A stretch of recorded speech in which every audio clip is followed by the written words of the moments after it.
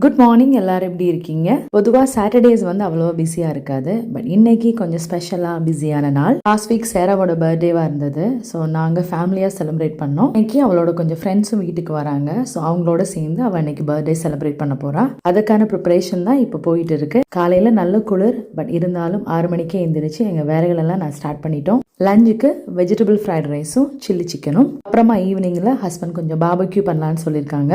எனக்கு இன்னைக்கு டியூட்டி இருக்குது. 2 மணிக்கு ஷிஃப்ட்டுக்கு போகணும். ஸோ அதுக்கு முன்னாடி வேலைகளெல்லாம் பண்ணி வச்சு கொஞ்சம் க்ளீன் பண்ண அப்படின்னா அவங்களுக்கு கொஞ்சம் ஈஸியாக இருக்கும்.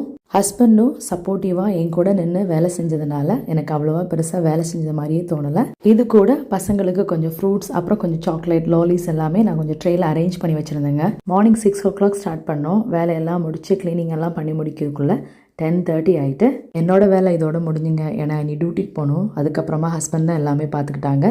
தேங்க்யூ ஸோ மச் ஃபார் வாட்சிங் and God bless you all.